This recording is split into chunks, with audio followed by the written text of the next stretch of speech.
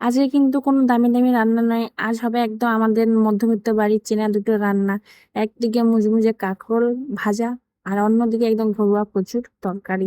কম খরচে যদি পেট ভরে আর মন ভরে তাহলে তো আসল রান্না। চলুন দেখি আজকে মিডল ক্লাস কিচেনের ডেলি ব্লগ 5 কিভাবে রান্না হয়। চলুন প্রথমে কাঁকরোল আলুগুলোকে কেটে নিব ভালোভাবে, কাঁকড়াগুলোকে সুন্দর করে কেটে নিচ্ছি, আর যাতে রান্নার সময় সবকিছু ভালোভাবে সেদ্ধ ও ভাজা হয়। তো এদিকে আমাদের কাটাকাটি সব হয়ে গেছে, কাজটা আমার বাড়িতে রান্না করতে গেলে এই কাজ করতে করতে কত যে গল্প হয়ে যায় তার কোনো ঠিকানায় না। এবার কড়াই জল দিয়ে কাঁকরোলগুলোকে দিয়ে ভালোভাবে, আর নুন আর হলুদ গুঁড়ো একটু দিয়ে ভালো করে সেদ্ধ করে নেব। দেখুন এখানে আমি লবণ আর হলুদ গুঁড়ো দিয়ে দিচ্ছি, ভালো করে নড়াচড়া করিয়ে কিছুক্ষণ ঢাকা দিয়ে দিব।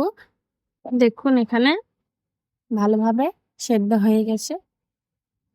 দেখুন সবগুলোকে আমরা একটা একটা করে সব তুলে নেব। দেখুন খুব সুন্দরভাবে একদম সেদ্ধ হয়ে গেছে। এবার আমরা গ্যাসের উপরে কড়া বসিয়ে তেলটা ভালোভাবে গরম করে নেব। দেখুন তেল গরম হয়ে গিয়েছে। তো এবার দেবো কাঁকরোল, ভালো করে ধীরে ধীরে করে একটা একটা করে দিয়ে দিব। ধীরে ধীরে করে ভেজে নিতে হবে যাতে বাইরে থেকে সুন্দর করে ভাজা হয়ে যায় আর ভেতরটা একদম নরম।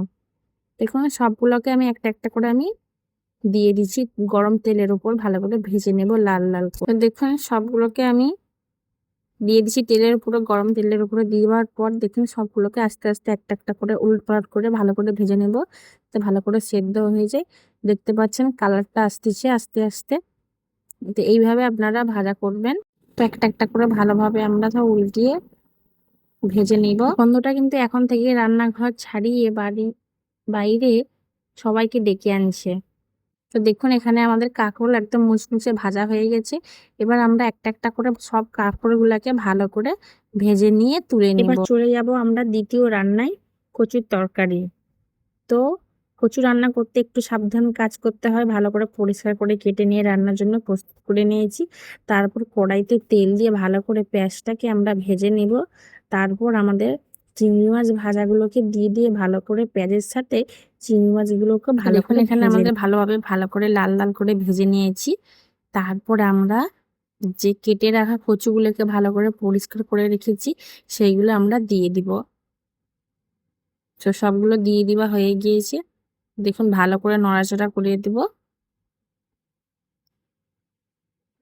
আমরা একটু লবণ দিয়ে দিব, ভালো করে লবণটা দিয়ে কচুর সাথে মিশিয়ে দেবো যাতে লবণটা কচুর সাথে মিশে যায় ভালো। আপনাদেরকে দেখাচ্ছি আমাদের কাঁকরোল ভাজাটা দেখো কেমন হয়েছে, দেখলেন। এরপর আমরা কচুর তরকারিতে সরষা বেটে রাখা সরষাগুলোকে আমরা ভালো করে দিয়ে নড়াচড়া করিয়ে ভালো করে মিশিয়ে দেব। তো দেখুন এখানে আমাদের ভালো করে কষিয়ে নিতে হবে আমাদেরকে। কষানো হয়ে গিয়েছে।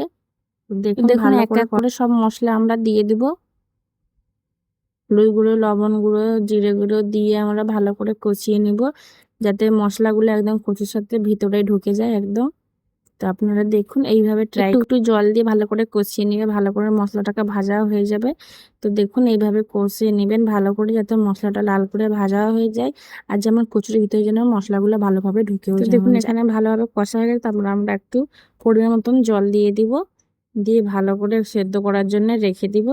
এই দেখুন একটু একটু জল দিয়ে আমরা ভালো করে সেদ্ধ হওয়ার জন্য একটু একটু করে জল দিই। এখন দেখুন ভালোভাবে সেদ্ধ হয়ে গেছে।